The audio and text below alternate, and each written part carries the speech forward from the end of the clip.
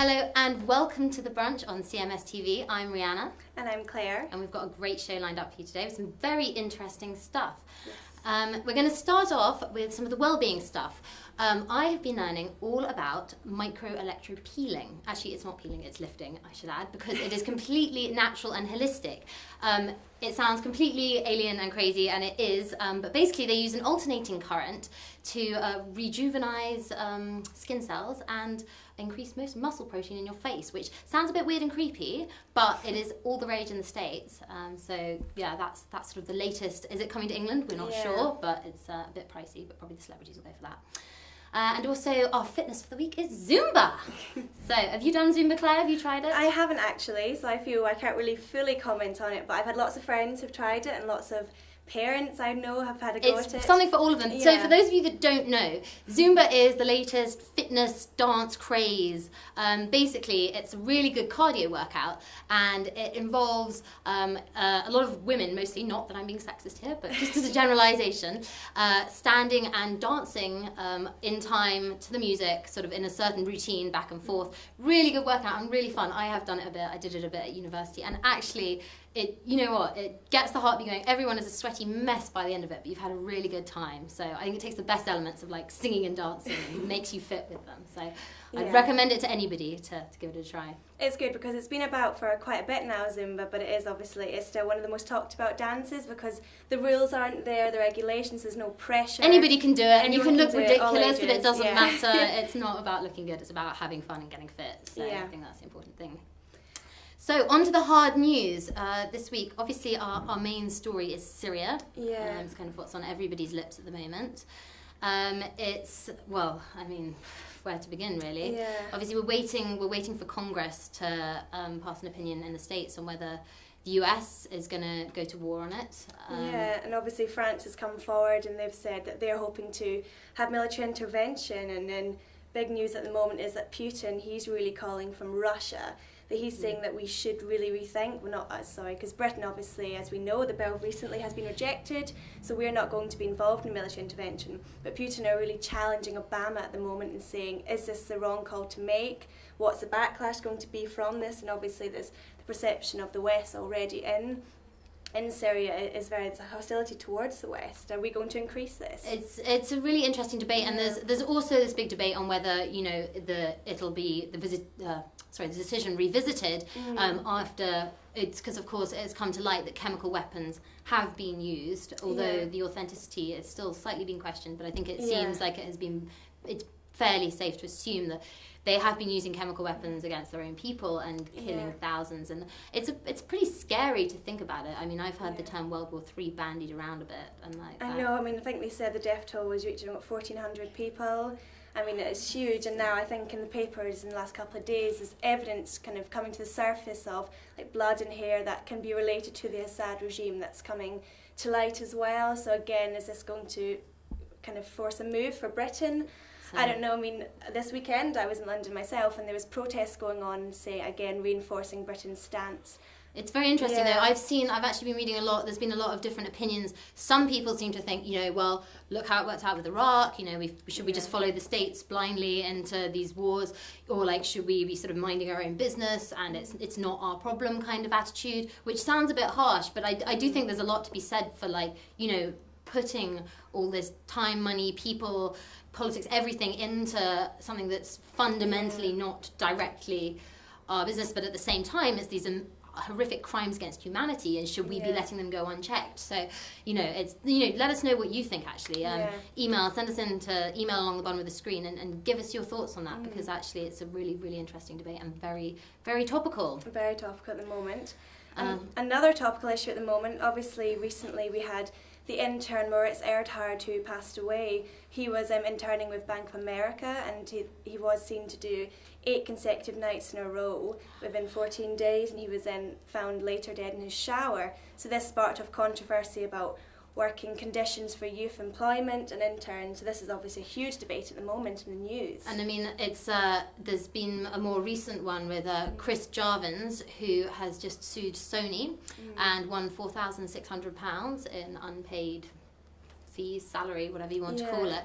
I mean, it's definitely bringing to light, it's something that's very topical for both of us, I suppose, having both recently graduated university and being in the job world, and you know, it's hard to find paid stuff. You know, you're going out there, and it's the thing is with the recession recently, you're really dealing with a lot of competition for just the lowest level jobs. So companies aren't finding the incentive to offer financial remuneration for work that you're doing. I know, and I know when I graduated, I was constantly being pushed to find an internship, pushed to find work experience. So then, am I being pushed into exploitation? I mean, this is an issue because I think the main area, which is where Maurice Earhart was working, was investment banking. And they do say to get into and to break into investment banking, you really do need to kind of not submit to exploitation, but you need to really work hard as an intern.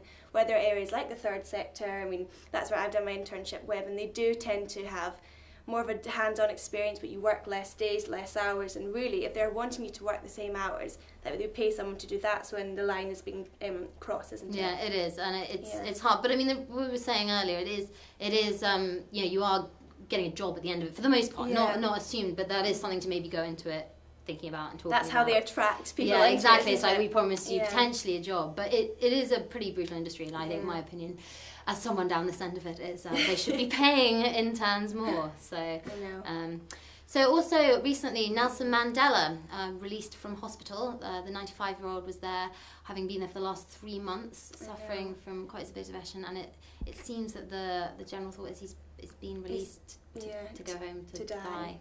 Which is very sad, and what this is going to lead to in South Africa as well, and obviously globally, he's one of the most loved figures, isn't he? And he's been such a great person. He's marked our history books, hasn't he? It's going to be very, very tragic, and he's done amazing things. He's now recently, as a year or two ago. So, yeah, I think that it should be hopefully a celebration of his life when the time comes. But obviously, this will be news to come in the next few weeks. Right. Now, you have a story for us about shark conservation, do you not? I do.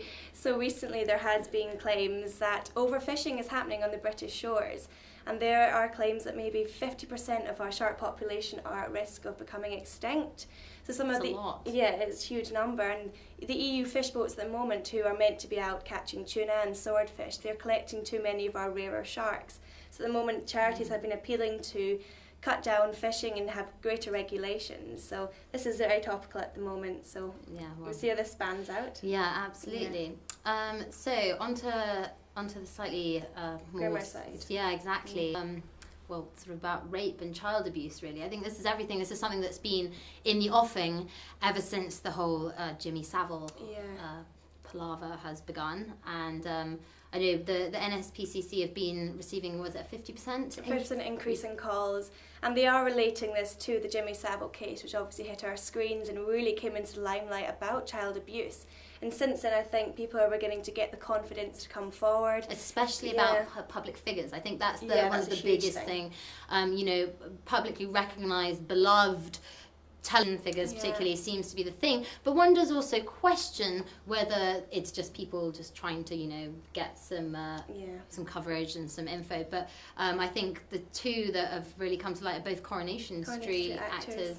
We had William Roach, who's played Kin on the show for 50 years, and he had all kinds of alleged rape and all this stuff, and has actually pleaded not guilty.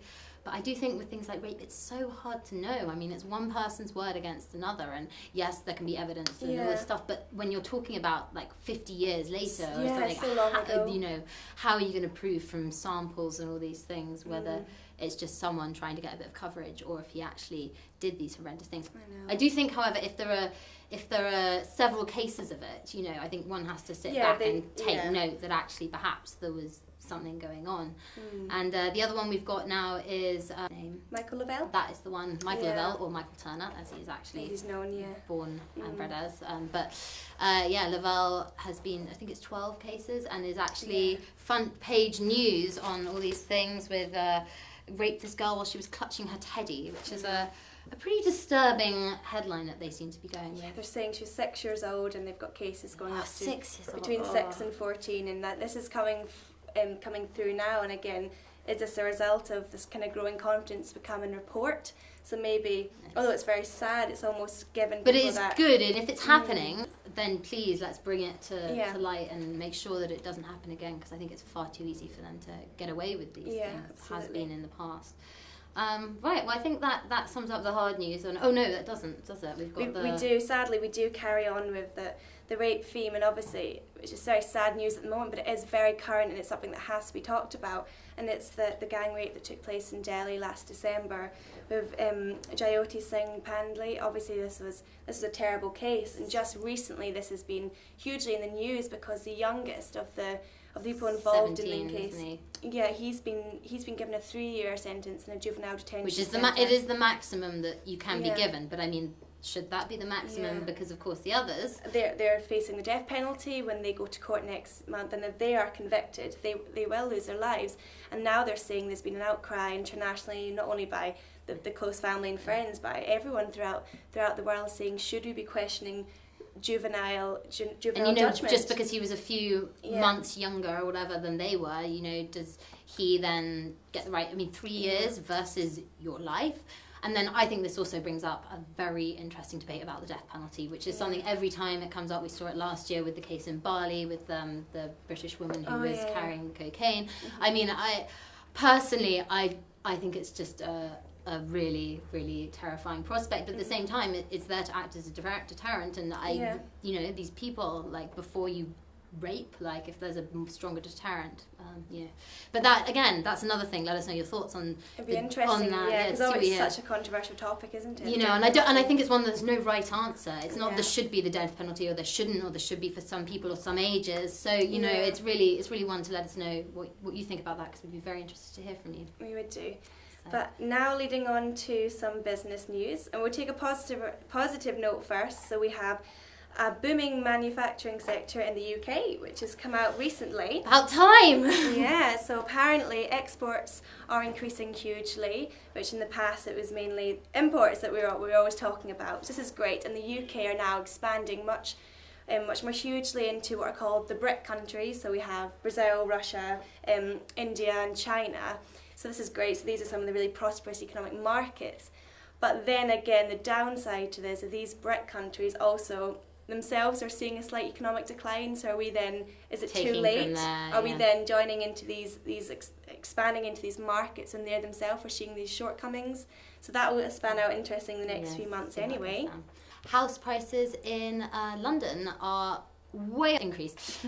We've heard that recently. I think it's 67% in the last, that's an increase like 10 years or 15. But there is this concern now that with the mansion tax, which is on houses of £2 million that's being proposed and supported by Labour and the Lib Dems, is that in 10 years' time, if house prices continue to raise at the current rate, you'll be looking at like triple the number of properties worth 2 million, which is the point at which mansion tax comes in. So then it's saying, well, it's kind of ridiculous, the number of people that, and that's on houses that would be worth 1.2 million now, will be then worth 2 million then. And obviously in London, there's quite a lot of houses worth 1.2 million. So again, another thing, let us know your thoughts on that, because I'd be interested to hear. I do actually think that that's a bit extreme, but I think that maybe it should be taken into account that as housing prices, value increases, then maybe the tax level should be adjusted accordingly. But I mean, they're talking about £2,000 a month, which just as a sheer tax for owning a nice property, which might be something someone's invested in, that might be their entire, everything in that, and then £2,000 a month, that's something they don't have control over. Exactly. Increasing prices. That's exactly the increasing value of your house. You'll start knocking windows down to just make it better. I think that's all for business. We're actually going to take a break now, but when we come back, we are going to give you all the latest in sports and entertainment.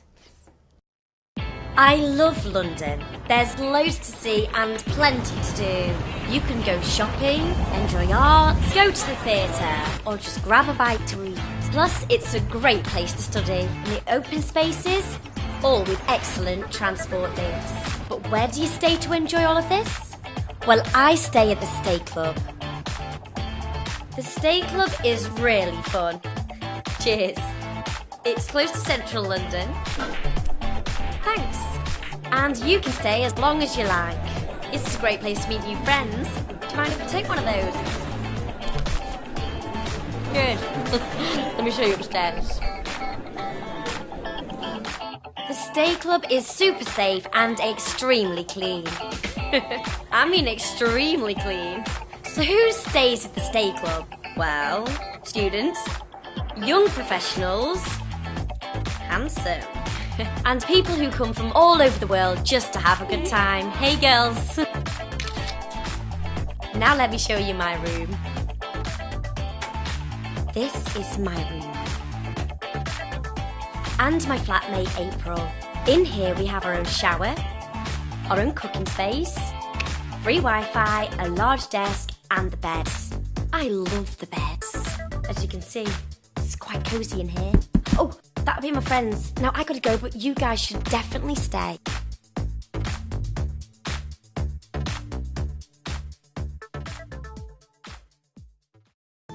Do you need help with legal issues such as visa applications or immigration matters? Has your application been denied on more than one occasion? Whatever your issue, immigration, crime, employment, family or housing, A&C solicitors are here to help. We provide legal support and expertise that you can depend on. Call us now on 020 3581 2097. We pride ourselves on offering our clients a full commitment in providing a favourable outcome to their claim. We specialise in immigration and human rights law, and we have an understanding of the need to provide affordable legal services. Call A&C Solicitors now on 020 3581 2097 or visit us at ancsolicitors.com. A&C Solicitors, legal support at your reach. So, on to sport. I think we know what is the story on everyone's lips today, is of course Gareth Bale being paid a ridiculous £85.3 million for a 5-year contract to play for the Real Madrid. I just think that's clearly my opinion on it. I mean, it's 100 million euros. Do you know what I could do with 100 million euros? Do you know what I could do, Claire? I could do a lot.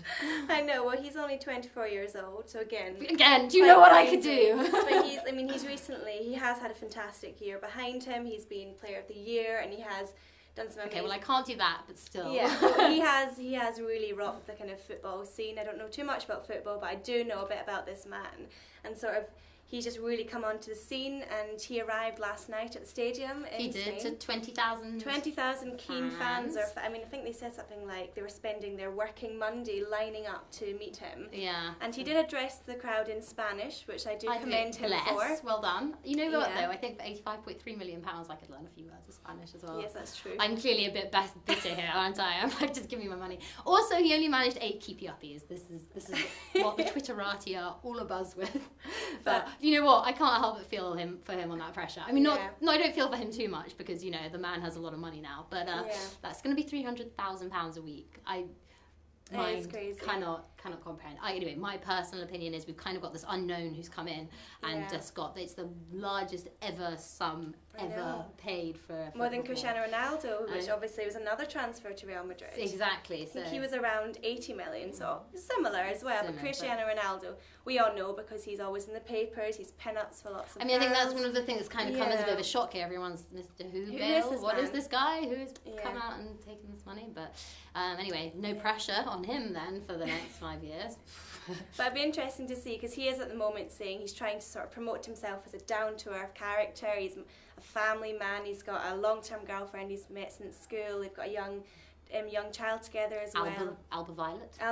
So it'd be interesting to see how he's affected by being in the limelight as well. Yeah, well, I mean, I think 100 million euros might do affect anyone a little bit. So on to entertainment. We've got a nice selection of rather trashy items today, which I'm quite enjoying. I think the biggest and best one to start with is something that I know a lot of people have been anticipating, is 50 Shades of Grey casting. Yeah. So they've announced it's going to be Dakota Johnson and Charlie Hunnam. Yeah. I think it is. Hunnam, there we go. Neither of whom I actually really knew of, but you've seen her before. I've seen her before. She was in 21 Jump Street. She didn't have a huge role, but she was sort of the kind of love interest of one of the main characters in it. But she was really good because she just seemed like a really cool, down-to-earth character. I don't know if people are wondering if she's going to look too old. And then, of course, with him, I don't know, he's just supposed to be so unbelievably attractive. And this little picture in the metro isn't big enough for me to tell, so I'm going to have to Google that one later. I'm sure he will be and then give my opinion attractive on that one at a later first date. You have to be attractive. I know, it's the rule. It's the rule. And then on to other things, of course. We've got our weekly Saturday night playoff with the ratings with the X Factor and Strictly all launching this Saturday.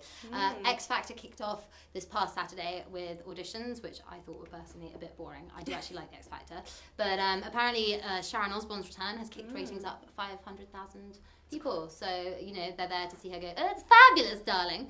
So, Can't believe that many people still watch the X Factor. I know, well, honestly, I thought the auditions were rubbish, but then I do watch the other stuff. But I swear it's only because my mum's there and she makes me watch it. God, that doesn't make me sound better, does it? It's not an improvement. That is not an improvement. Anyway, and then, of course, kicking off this Saturday, and which usually hits the X Factor to the post. Strictly Come Dancing. Strictly Come Dancing. Is what I enjoy. I like Strictly. Oh, you see? Well, you can watch both, I do. It is a really long, trashy Saturday night if you've got nothing better to do. Strictly's good, but I do ballroom and Latin dancing myself, and I must admit... Do you? Yes, I'm not told you this. The things we learned, Claire, no. But I must admit, I took me quite a few years to get into Strictly because I was quite jealous of it's very much, it's not very real in my opinion. I mean, you see these celebrities come on within a matter of weeks, whereas we take years to be allowed to wear dresses and sparkles, and suddenly... Okay, I was jealous about the sparkles.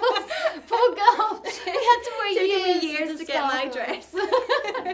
But it is very exciting, and maybe we've got Sophie Alex Baxter, yes. She's going to be there, and Abby Clancy. Do you know who I want to see? Deborah Meaden. That is the one that I can't wait to see Deborah Meaden in a title. Anyway, that is going to be exactly. I'm pumped for that one. And then one thing that has been talked about quite a bit is, of course, Lady Gaga's comeback. She played the opening night of the iTunes Festival at the Roundhouse on the 1st of September, Sunday. Which she was late to. 25 minutes late to. And she played 6 or 7 songs from her new album, Pop Art. And it seems that she is getting weirder. We did not think it could happen. It's true. But I was really interested to see something that she'd said. Apparently she'd said, before they were all holding me back, trying to sort of conform me to this little pop princess image, which I guess at the very start with her like blonde hair and a little leotard thing, maybe it was a bit, but I still am a bit scared when she's like, this is only the beginning, like all my weird's coming now. And I'm like, oh God, I mean, what next? There's one that produces bubbles, there was this weird burqa ones. I kind of apply the word grotesque, but it is fun. Yeah, I saw that. I actually, something we haven't mentioned, that she did appear on stage with a burqa outfit. Yeah, I think it's I don't know if there's front page picture of it. I don't know what the reaction's been to that. I was wondering if that's going to surely be a bit of a controversial choice to do something like that. But anyway, it's Lady Gaga. There's probably no stopping her. So I know. To round things off, we've got a nice little story about the Grand National Theatre. It's been 50 years since it opened, and just the National Theatre. I don't know where I got grand from, but anyway, the National Theatre's 50th birthday. So they have people like Judi Dench and Maggie Smith returning to reprise roles that they did in Judi Dench's case, her role as Cleopatra in 1987. So I think that's going to be great to have really lovely, and it's going to be a 2-hour show with all of those coming back. So look out for that one coming soon. Right, well, that is all we have time for today. But remember, send us your thoughts and opinions. We want to hear everything. And for now, bye-bye. Bye.